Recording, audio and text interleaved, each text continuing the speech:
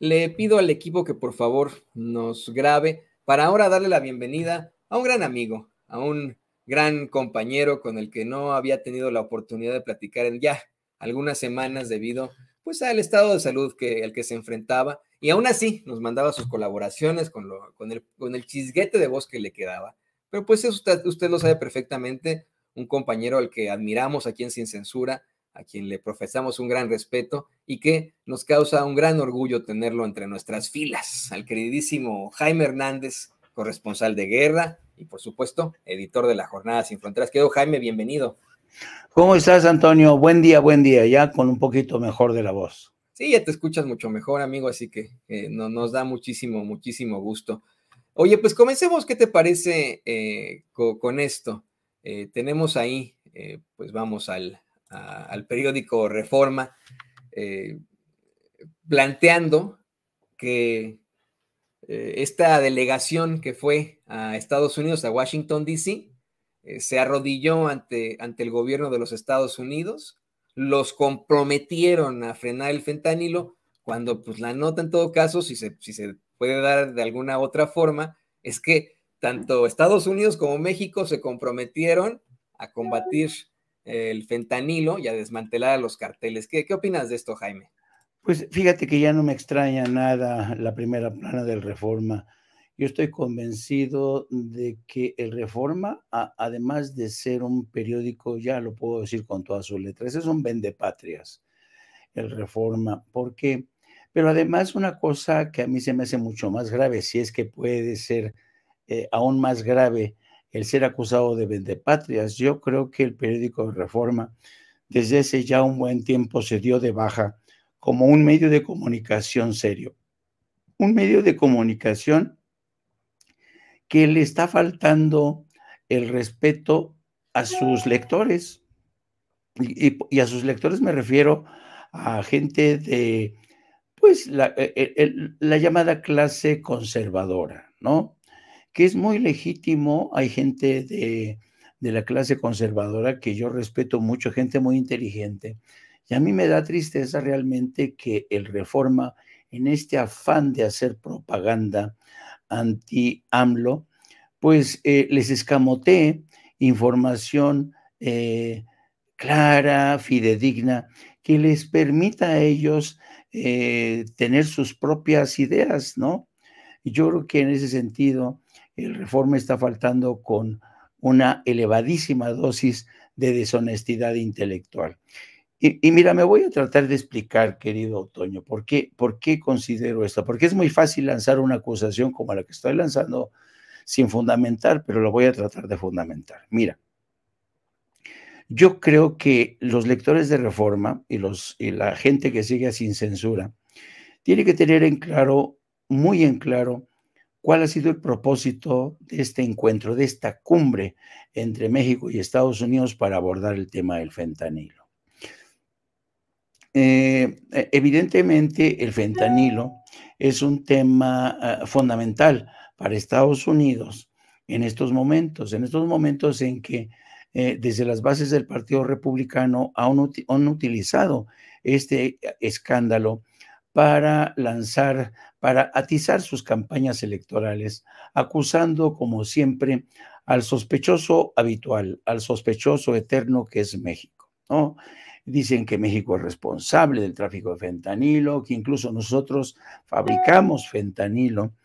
Y lo cierto es que esto no resiste un análisis serio. El presidente de la República ha insistido una y otra vez que México no manufactura, no elabora fentanilo, y sobre todo el fentanilo que se distribuye en Estados Unidos para usos, para que muchachos jóvenes y de toda edad se droguen. Primero, yo creo que lo que hay que entender, y lo hemos repetido en muchas ocasiones, Antonio, es que la crisis del fentanilo se desata en Estados Unidos a mediados de los 90, cuando los laboratorios de Purdue Pharma lanzan al mercado un producto cuya base es el oxicodín. Bueno, en 1996, el Purdue Pharma lanza este producto para combatir el dolor ¿Y qué es lo que ocurre?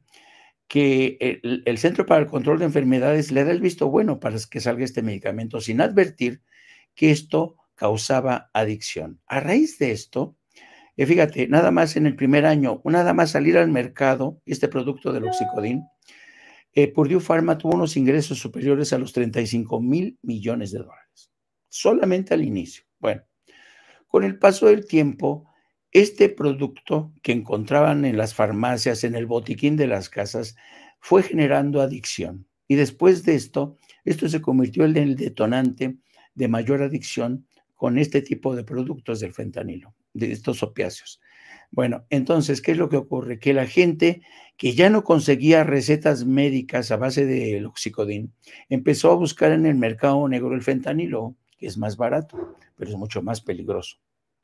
Entonces, el problema es que este problema lo generaron los mercados, digo, las farmacéuticas.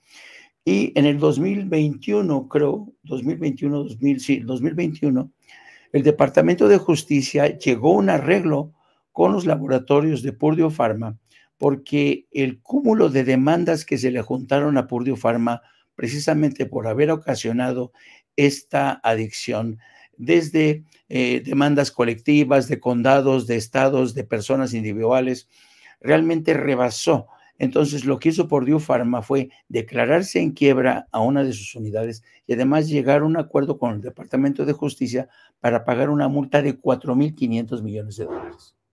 Y ya, se acabó. Y la responsabilidad de Purdue Pharma se desvaneció en el aire, ¿no?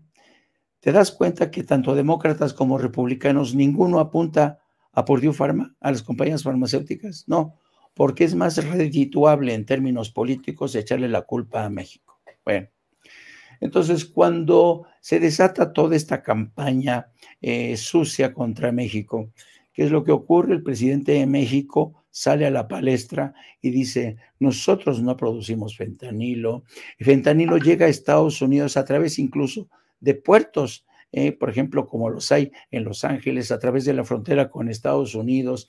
Y el presidente acusó a congresistas del Partido Republicano, particularmente Lindsey Graham, de estar detrás de esta campaña.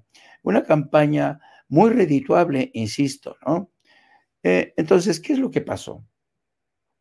Perdón que me extienda, pero es que es importante que se entienda el contexto en que se da esta cita en la Casa Blanca. Apenas en febrero y marzo pasados, tú sabes que los meses de febrero y marzo, Toño, son los meses que el Senado de Estados Unidos dedica para citar a los miembros de la administración para que estos expliquen sus programas y justifiquen los presupuestos asignados. Pues esto ha pasado.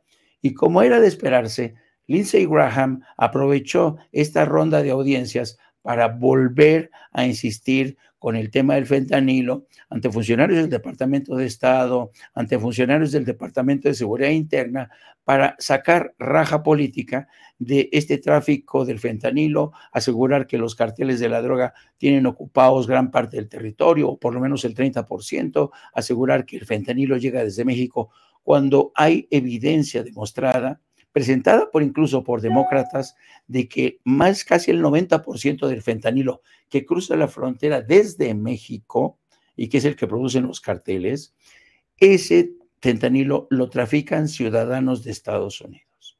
Bueno, entonces tenemos por un lado, ignoran el tema de las farmacéuticas, ignoran el tema del tráfico de fentanilo, que incluso sabes que los carteles de la droga están echando mano de las redes sociales para, a través de Instagram, Facebook, captar a distribuidores de fentanilo sin siquiera poner un pie en Estados Unidos, los cárteles de la droga. Entonces vienen ciudadanos de Estados Unidos contactados en las redes sociales, cruzan la frontera y se llevan el fentanilo. Bueno, planteo toda esta película porque en medio de todo este contexto y reclamos del Partido Republicano, la Casa Blanca convoca a este encuentro. Y a mí lo que me llama poderosamente la atención de este encuentro es que Rosa Isela Rodríguez lanza un discurso en el que no evita señalar que México va a defenderse en contra de estos ataques, sobre todo el Partido Republicano, que presentan a México como el principal responsable. Dijo Rosa Isela, y a mí me pareció un discurso fantástico, que México va a colaborar, va a contribuir, pero también se va a defender de estas acusaciones que son falsas. Bueno, entonces, este es el contexto en que se da todo. Bueno, pero por otro lado, Toño, hay severas críticas hacia el Departamento de Estado y la Casa Blanca porque tratándose del fentanilo, tratándose de las relaciones particular con México, el Departamento de Estado y el gobierno de Estados Unidos no está haciendo lo suficiente para mejorar sus relaciones con México, que ha sido un colaborador leal. Y entonces, desde el Departamento de Estado ha empezado a haber críticas hacia la administración Biden, porque dicen, nada se resuelven con las celebraciones de cumbres, nada se resuelven con la celebración de estos encuentros cuando Estados Unidos no ponga realmente de su parte. Y ejemplos de lo que te estoy diciendo hay muchos. Uno es el fentanilo. Mira, hace unos escasos días se supo del caso de una jefe del sindicato de los policías, una mujer, creo que David tiene algunas notas por ahí, de esta funcionaria, de esta ex lideresa del sindicato policial de Estados Unidos, que traficaba con fentanilo, de la propia familia policial en California. ¿Y qué se hizo? Nada en absoluto.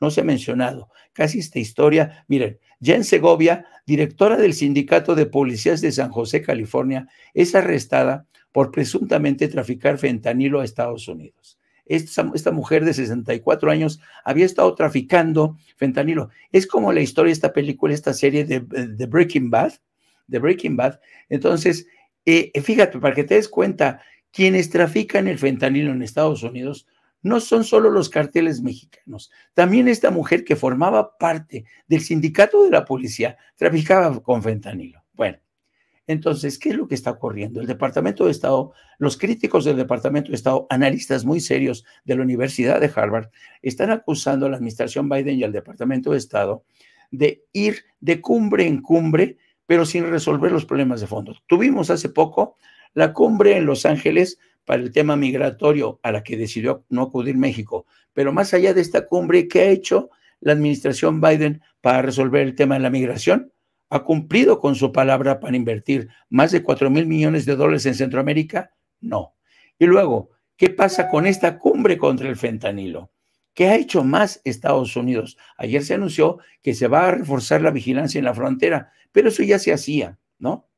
Y esto me recuerda, querido Antonio, que ya en el año de 2015, por ejemplo, en Estados Unidos, cuando el fentanilo todavía no aparecía como tema candente. El tema candente en aquel entonces era la lucha contra el terrorismo. Bueno, en 2015, en febrero de 2015, la administración Obama realizó una cumbre muy aparatosa en la Casa Blanca para invitar a todos los aliados europeos de México, todo, a esa reunión, a esa cumbre, asistió como representante de México Miguel Ángel Osorio Chong. Entonces, ¿y qué fue lo que dijo Miguel Ángel Osorio Chong cuando asistió a esta cumbre en la Casa Blanca? México va a sumarse a estos esfuerzos contra el terrorismo. Los europeos dijeron lo mismo, es decir, todo mundo se empeñó en que iban a cerrar filas para combatir el terrorismo. Y yo me pregunto, ¿algo mejoró en la lucha contra el terrorismo? Ciertamente, pero no del todo.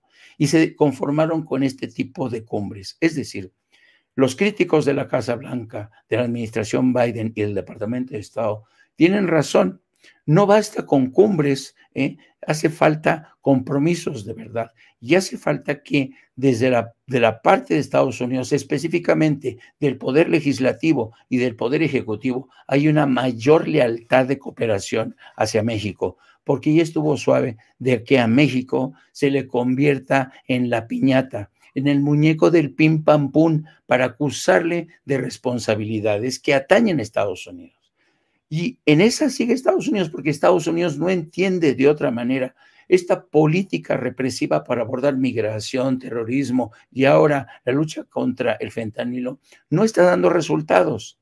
Y mira, hoy mismo el Departamento del Tesoro puso una lista de empresas que son sancionadas. A ver si David nos hace el gran favor de poner este anuncio que emitió hoy el Departamento del Tesoro, en el que el gobierno de Estados Unidos apunta literalmente contra empresas chinas que, según establece, según señala Estados Unidos, mira, aquí está el Departamento de Estados Unidos sancionando a Guatemala, algunas empresas de Guatemala y China, por estar exportando fentanilo. Entonces, por ejemplo, ¿te acuerdas que China le ha dicho al presidente de México, porque el presidente de México se comunicó con China para decirle, oigan, ¿quién está enviando este fentanilo? Y China le respondió al presidente que China no envía fentanilo. Pues mira, aquí el Departamento del Tesoro está señalando una empresa china, a Wuhan Shuaking Biological Technological Company, y a Joao Huatao. Entonces, está señalando por primera vez en Estados Unidos a estas empresas chinas por estar comerciando con fentanilo. ¿Qué va a decir China? A mí me interesa mucho cuál va a ser la respuesta de China. Y otra pregunta, ¿desde dónde, en qué parte de Guatemala está produciéndose fentanilo? Porque también viene mencionado ahí. Y todo esto viene en el contexto de esta campaña que ha lanzado la administración Biden contra el tráfico de fentanilo, cuando no ha hecho nada, absolutamente nada, por castigar a las farmacéuticas que iniciaron esta hecatombe de epidemias. Así es que imagínate todo el contexto que te estoy diciendo para que venga el Reforma y en un ejercicio de reduccionismo deshonesto, dicen, sometió la Casa Blanca a México para que colabore en la lucha con el fentanilo.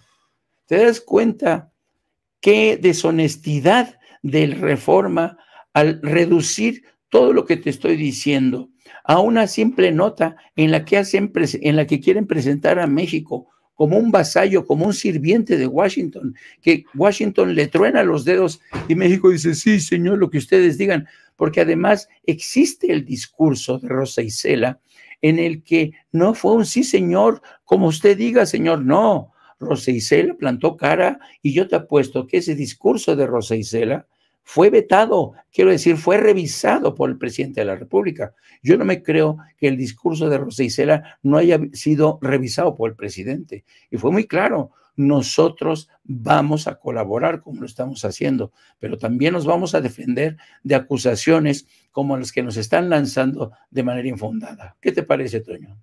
Estoy totalmente de acuerdo contigo, quise interrumpirte a veces, decía, no, está dándole con todo, Jaime, exactamente a lo que está ocurriendo acá en Estados Unidos.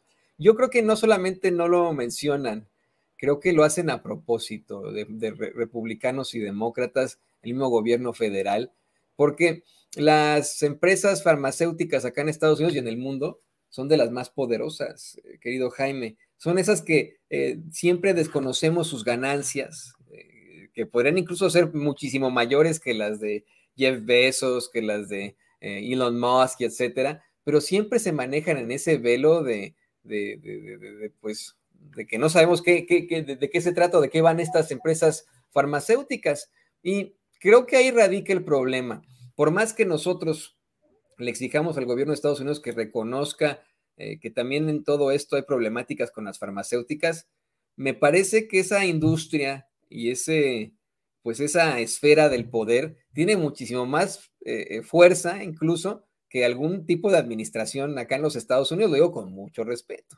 La realidad es que lo han demostrado con la cantidad impresionante de cabilderos que tienen, cómo es que de ninguna forma se regula el mercado de las drogas acá en los Estados Unidos, de las drogas legales, cómo es que está ínfimamente ligado a las aseguradoras acá en Estados Unidos y cómo es que nos cobran una cantidad exorbitante por esos seguros que nos obligan a comprar, por esos deducibles que nos obligan a obtener, para que en algún momento no sea el seguro, sino sea de parte gubernamental que se adquieran esos medicamentos que nos recetan los médicos y que siempre nos están empujando los médicos, y que tú checas en las facturas cuánto le cobraron a tu seguro, cuánto le cobraron al gobierno por tu medicamento y te das cuenta que son cifras estratosféricas, porque es todo un negocio y una terrible cadena de círculo vicioso en todo lo que está ocurriendo. Entonces, creo que para enfrentar esa crisis del fentanilo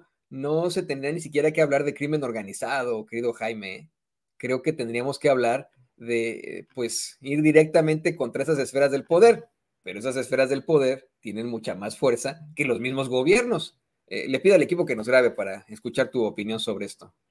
Sí, y por eso si tú revisas, por ejemplo, si tú te revisas, que es muy fácil hacerlo a través de la página de Open Secrets, por ejemplo, te vas a dar cuenta que, por ejemplo, la campaña, tú sabes que uno de los principales beneficiarios de los fondos que destinan las compañías farmacéuticas a las campañas electorales, tú sabes que Joe Biden fue uno de los principales beneficiarios de las donaciones de las compañías farmacéuticas. Las compañías farmacéuticas están en todo. El poder es un poder inconmensurable y disputan este poder con la Asociación Nacional del Rifle, con los gigantes de Silicon Valley, como Facebook, YouTube, Twitter, todos esos son generosos donadores a las campañas electorales. Por tanto, mira, esta misma semana, el diario de Dallas Morning News publicó un reportaje muy interesante, en el que deja al descubierto cómo los cárteles de la droga, que en esta venta, en este tráfico de fentanilo, utilizan a las redes sociales. Y es un reportaje muy bien documentado que firman, entre otros, Alfredo Corchado, que es un periodista muy serio. Entonces, la pregunta que se hacía Alfredo Corchado en estos reportajes de Dallas Morning News es, ¿por qué las empresas de Silicon Valley no hacen más para controlar este típico de tráfico? Porque para la gente de Instagram, los narcos contactan a la gente a través de Instagram para decirles, ¿quieres ser vendedor? ¿Quieres ser distribuidor? Ahí sí déjame interrumpirte, porque fíjate, antes este tráfico de drogas se hacía mediante la Deep Web. Si usted no lo sabe, hay algo que se llama Deep Web, que es pues una parte precisamente de esta carretera de la información que llamamos Internet, ¿no? Pero que no tiene ningún tipo de permiso, ningún tipo de regulación, a la que pues solamente personas conocedoras saben cómo llegar y mediante la cual se cometen una serie de delitos electrónicos. Y ahí era donde se realizaba el intercambio y el tráfico de drogas, pero como bien lo menciona Jaime, como bien lo mencionas, querido Jaime, ahora ya está por Instagram, Instagram lo puede tener cualquiera en la normal web, ¿no? Así es. Ya actúan de forma muy descarada. Acuérdate que si hay algo que tienen los empresarios, porque ya son empresarios, se manejan como grandes corporaciones. Los cárteles de la droga no son unos personajes que estén escondidos en covachas, no. Son hombres de empresa, son que tienen estrategias muy versátiles, saben cómo lavar dinero en la banca de Estados Unidos, saben cómo distribuir sus productos a través de las redes sociales, o sea, saben cómo hacerse de armamento. ¿Y quién puede controlar eso? Específicamente las redes sociales, pues desde Estados Unidos, Silicon Valley lo puede hacer.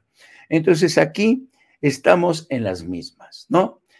Cumbre tras cumbre, ya sea contra el terrorismo, ya sea contra el fentanilo, Estados Unidos les dice a sus aliados, por favor, hagan bien su tarea, muchachos, que necesitamos una colaboración leal. Pero México, en esta reunión, ya llegó en un plan de, mire, ya estamos hasta las narices de su hipocresía. Sí, vamos a cooperar, pero les pedimos y se los advertimos, si ustedes siguen atacándonos, presentándonos como la principal fuente del mal, nosotros nos vamos a defender, no nos vamos a quedar callados, porque digo, ya basta, ¿no? Y a mí me encanta eso, Toño. ¿Qué quieres que te diga? Me encanta que el presidente de México, por primera vez tenemos un presidente de México que le dice a Estados Unidos, a ver, tú dices en el tema migratorio que me vas a ayudar, pero no has puesto más que 800 millones de dólares de los 4,000 que te comprometiste en el último presupuesto del año fiscal, y le estás enviando más de 30,000 millones de dólares a Ucrania para la compra de armamento. Entonces, y en este caso, a ver, tú me pides que haga todo lo que pueda para combatir el trasiego del fentanilo. Pues controla más a tus ciudadanos que cruzan mi frontera y que se encargan de repartir el fentanilo, controla más las redes sociales, controla incluso a funcionarios que pertenecen al sindicato de policías que te la ha estado dando con queso, engañándote y distribuyéndote fentanilo. O sea, seamos claros, pongamos las cartas sobre la mesa y eso es lo que se me hace realmente interesante. Por eso, este intento de reforma, de presentar al gobierno de México como un gobierno agachón, la verdad es que es un insulto para los lectores de Reforma. Yo no les digo que cancelen su suscripción, sigan leyendo el Reforma. Digo, pero búsquense otro medio alternativo para que les entiendan, para que vean toda la película. Les recomiendo que vean Sin Censura, por favor. Exacto. Ya sé que no me van a hacer caso, pero bueno. Algunos sí nos ven, he tenido la fortuna de platicar, digo fortuna, con serios críticos de Sin Censura que me dicen que nunca se pierden el programa, que no están de acuerdo con Sin Censura, pero que no se lo pierden para nada. Y bueno, pues a todos ellos muchas gracias por escuchar la otra voz que no le están planteando a usted en los medios de comunicación corporativos como el Reforma. Y bueno, pues ya para cerrar le pido al equipo que nos grabe, querido Jaime.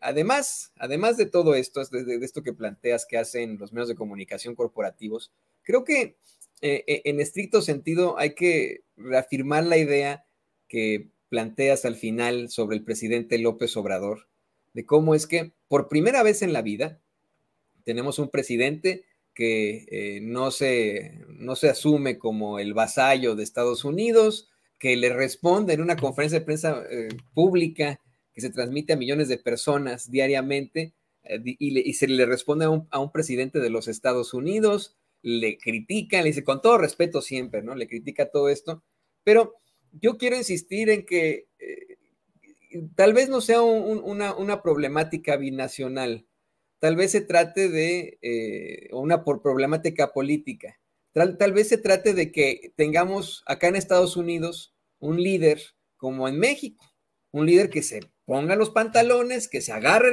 ya saben ustedes, y que por fin, de una vez por todas le diga a las farmacéuticas, ni madres, ya no van a operar como operan, van a tener que enfrentar las consecuencias por cuestiones de fentanilo, vamos a hacer una reforma también en cuanto a las aseguradoras, no puede seguir esto así, y me viene a la mente alguien que siempre lo anda planteando, tú lo conoces perfectamente, un señor llamado Bernie Sanders, que cómo han satanizado los mismos demócratas, partido al que pertenece. No sé qué opinas de esto. Sí, yo coincido contigo ampliamente. Bernie Sanders sería un campeón formidable en defensa de las libertades. Desafortunadamente, Toño, y esto lo sabes muy bien tú, Estados Unidos vive entrampado en ciclos electorales que prácticamente no los dejan ni respirar. Es decir, de los 4 años, de un ciclo de 4 años, la mayoría de los políticos que son electos dedican prácticamente la mitad a iniciar campañas para recolectar fondos. Y por esa misma razón, las grandes compañías como las farmacéuticas, la industria de las armas, la Asociación Nacional del Rifle, los de gente de Silicon Valley, todos los tienen agarrados de ahí de los pelos, porque saben que dependen estos de sus donaciones para afrontar las campañas electorales que son muy costosas.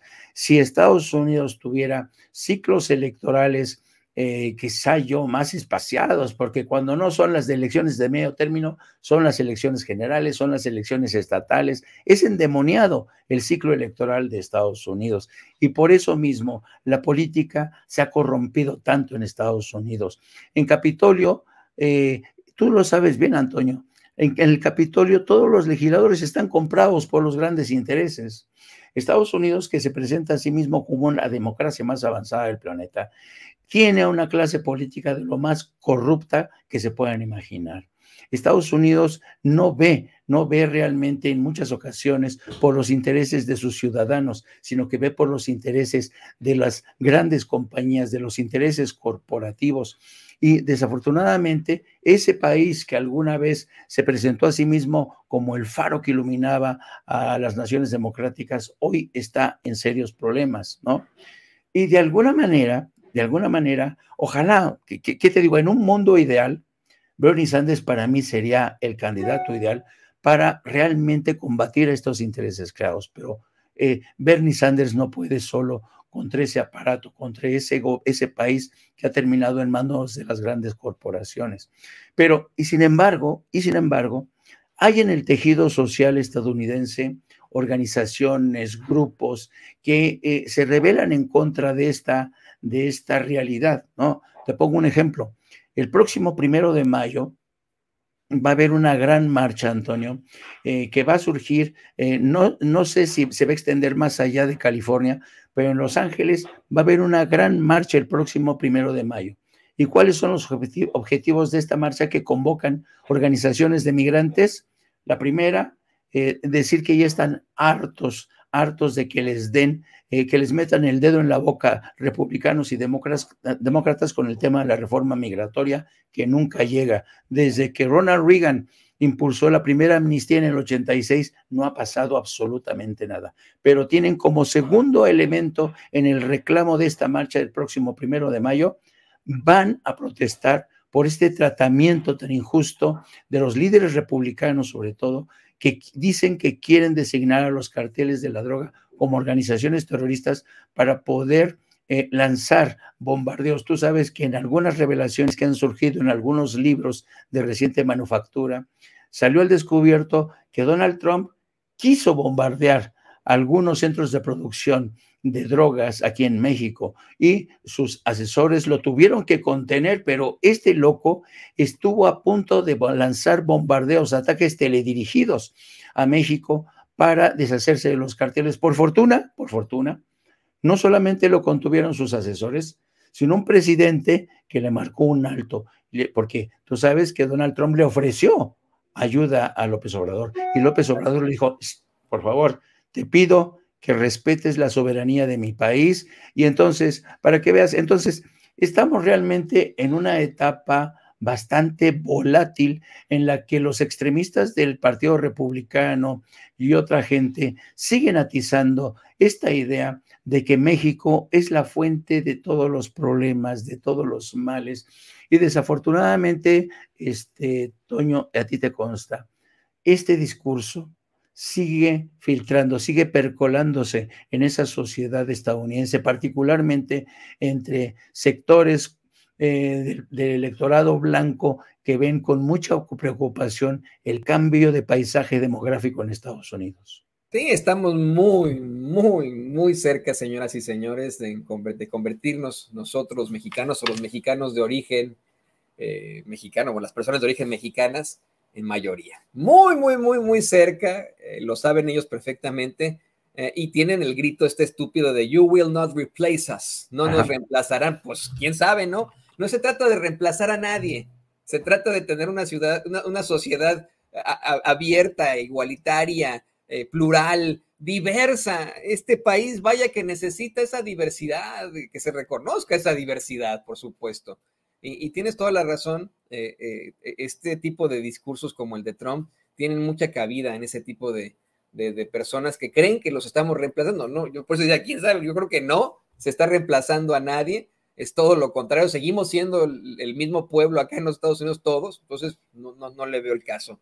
Eso sí, existe la preocupación de que ese señor que tiene en pantalla, no yo, don David, ese mero, pues se convierta una vez más en el candidato de los republicanos, ahora que está sacando la carta Hitler de, ay, me están acusando de un delito, me van a meter a la cárcel, etcétera. Pero bueno, querido Jaime Hernández, querido compañero, querido amigo, como siempre me dio mucho gusto que te sumaras a esta transmisión, que pudiéramos platicar de un tema tan profundo que requiere ese análisis tan profundo, completamente distinto al que hace Reforma en un mero encabezado pedorro, ¿no? Y pues te ruego, querido amigo, que nos compartas tus redes sociales para que la gente se ponga en contacto contigo, para que vean tu programa. Ya está tu programa aquí en Sin Censura, y pues es muy importante que la gente se pueda sumar a todas las transmisiones. Sí, gracias, muchas gracias, Antonio, por tu generosidad. Pues sí, les pido a la gente que nos sigan a través de las redes sociales, a través de mi cuenta de Twitter, @Jaime Journo, a través de la sección de la Jornada Sin Fronteras, donde revisitamos este tipo de temas, y también a través de nuestro programa de No Apto para Cínicos, que tenemos dos formatos. El primero a las 14 horas de lunes a viernes, y el segundo, no, tampoco se lo pierda, es a las 17 horas, tiempo central, 5 de la tarde, tiempo central en la República Mexicana, para que nos sigan también en Opto Pero Cínicos, pero ya en nuestra matriz de Sin Censura, donde hemos decidido cerrar filas para robustecer este proyecto informativo del que Antonio es un pilar fundamental, nuestro querido Vicente Serrano, a quien le mando un abrazo, nuestro querido Paco Cruz, Ricardo Sevilla,